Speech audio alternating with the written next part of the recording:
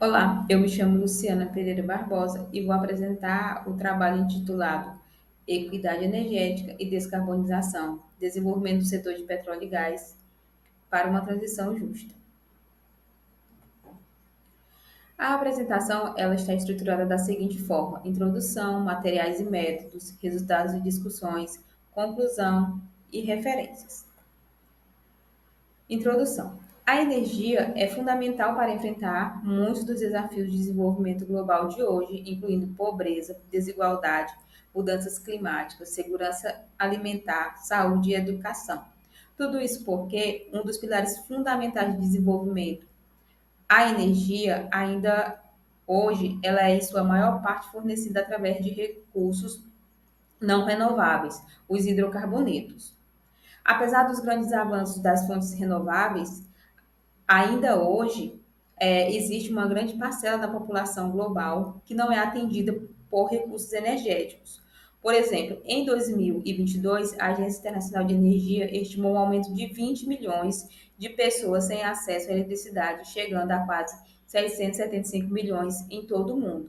Dessa forma, este artigo ele tem o objetivo de discutir a importância do uso de hidrocarbonetos no processo de transição energética como um fator de promoção de equidade energética para um processo de transição justa. Materiais e métodos.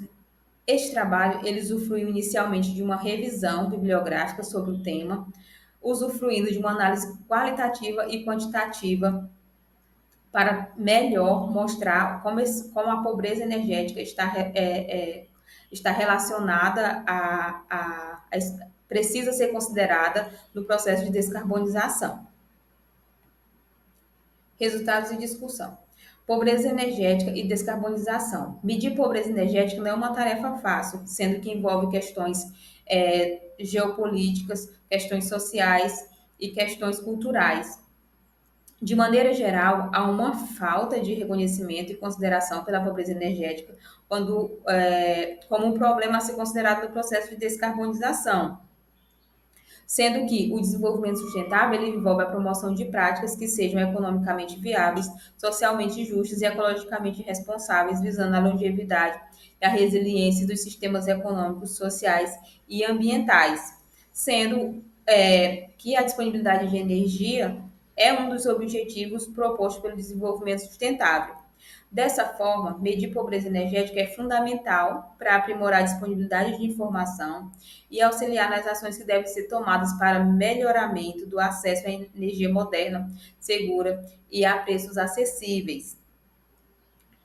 Sendo assim, uma pesquisa realizada para o Brasil, mostrando o índice de pobreza energética multidimensional, observou-se que a maior parte dos estados do Arco Norte, ele ainda é bastante impactado pela pobreza energética, sendo que esses indicadores eles refletem também questões sociais e geopolíticas da exploração de hidrocarbonetos no país e que poderiam ser minimizados com os recursos resultantes da exploração e produção de petróleo e gás na região. Essa região que tem sido bastante discutida como uma potencial, né, uma potencial área de exploração e produção de petróleo na margem equatorial. Um mundo descarbonizado não será um mundo sem hidrocarbonetos, sendo que o uso de hidrocarbonetos está presente em quase todos os setores nos dias atuais. Dessa forma, as metas de descarbonização não poderão ser alcançadas reduzindo a oferta e encarecendo o valor de energia. Não seria socialmente justo e estaria fora aí dos objetivos de desenvolvimento sustentável estabelecido. E como os combustíveis fósseis eles podem acelerar essa transição energética. Para a sociedade moderna, seria complexo não usufruir dos bens oriundos da indústria de petróleo e gás, visto que os hidrocarbonetos eles estão presentes em inúmeras cadeias produtivas dos produtos que a gente consome, que consumimos hoje. O uso de hidrocarbonetos, apesar de frequentemente associado às emissões de carbono, o desenvolvimento desse setor ele é crucial para impulsionar a transição para um futuro de baixo carbono. Por exemplo, no Brasil hoje, nós ainda temos um grande potencial de nos tornarmos grande explorador e produtor de petróleo, sendo que o rápido consumo de energia após a pandemia, juntamente com a guerra na Ucrânia, ele forçou, né, algumas economias ao uso de combustíveis mais intensivos a carbono, em carbono, como é o caso do carvão mineral, e isso trouxe, elucidou, na verdade, a sensibilidade dessa transição, dessa coação, utilizando, né, os recursos energéticos. Dessa forma, a confiabilidade dos serviços energéticos significa que eles são utilizáveis, disponíveis na maioria das vezes, e são financeiramente acessíveis quando o preço não impede o seu uso. A transição energética, ela é uma realidade, assim como foi a realidade a transição do carvão para o petróleo, e apesar disso, a gente hoje, né, a gente ainda tem usinas que funcionam a carvão. Então, esse é um processo longo e demorado, mas nós temos visto os esforços, né, com relação a esse tipo de mudança nas matrizes energéticas em todo o mundo. Como os combustíveis fósseis estão apoiando essa transição, né? O setor de petróleo e gás ele tem investido bastante no desenvolvimento, né, e consolidação de fontes renováveis. Desta forma, não se pode haver um salto imediato dos hidrocarbonetos para uma fonte renovável, porque apesar dos esforços e desenvolvimento, hoje apenas 13% da demanda global de energia é fornecida, demandada, né, de fontes renováveis. Sendo assim, né, as empresas do setor de petróleo e gás, eles têm a experiência técnica que podem ser direcionadas para o desenvolvimento e implantação de tecnologias renováveis, principalmente no que diz respeito à implantação das eólicas offshore. O impacto social gerado pela disponibilidade de energia, ele mostra a necessidade da sinergia entre os setores econômicos para contribuir para a segurança e disponibilidade de energia, sendo que o fornecimento de recurso energético, não só no sentido de eletricidade, ele precisa ter essa sinergia entre os outros setores, não só o de eletricidade, mas de transporte, o industrial, para que essa transição ocorra de forma crescente e que seja de forma segura.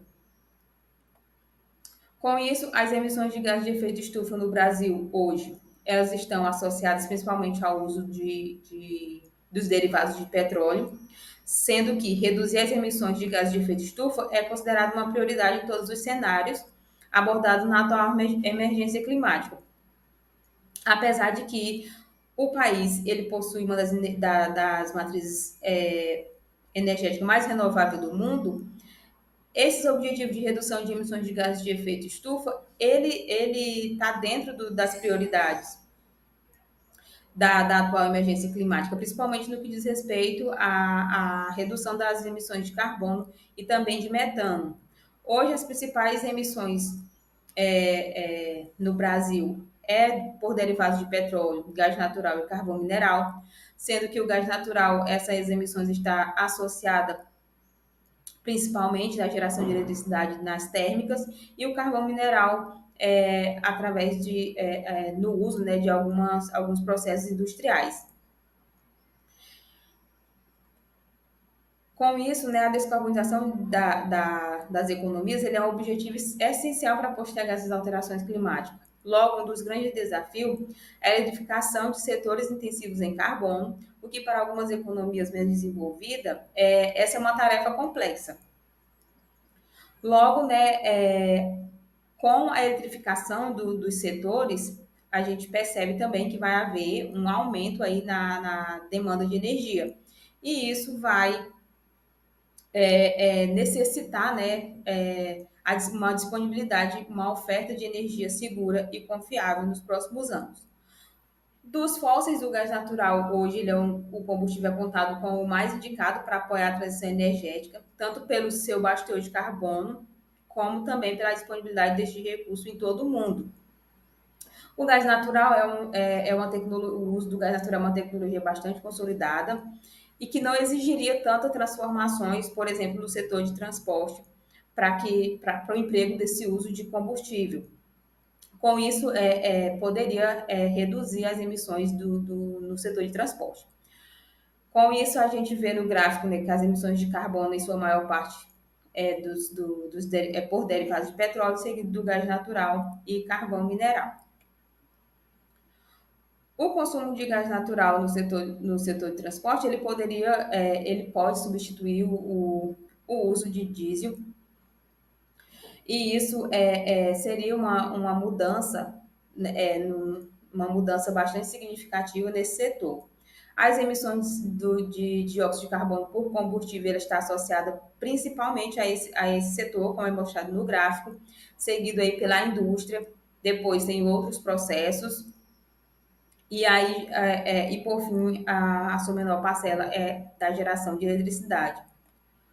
Outro gás de efeito estufa que merece bastante atenção e que tem um alto potencial de retenção de calor, sendo um potencial contribuinte para a intensificação do efeito de estufa, é o gás metano, sendo que, como a gente pode ver no gráfico, o óleo combustível é um dos maiores emissores de metano, seguido aí pelo carvão, depois pelo gás natural e também pela energia verde.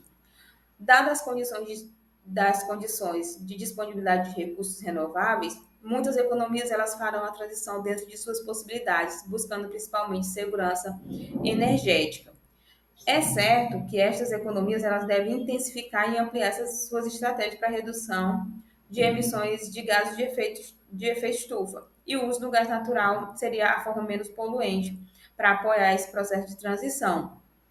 Atualmente, no mundo, 80% da energia consumida, ela ainda vem dos combustíveis fósseis e ainda será por algumas décadas, visto que a disponibilidade de energia segura é uma das prioridades que devem ser seguidas aí pelas grandes estratégias energéticas. Outra tecnologia bastante que merece uma atenção é o desenvolvimento de tecnologias de captura e armazenamento de carbono. O Brasil tem a vantagem de produzir hidrocarbonetos mais leve, o que não ocorre, por exemplo, em economias como o Canadá. Dessa forma, o desenvolvimento e a adoção de tecnologias de captura de carbono pelo setor de petróleo e gás, ela pode desempenhar um papel significativo na redução das emissões de carbono, viabilizando a descarbonização de setores intensivos.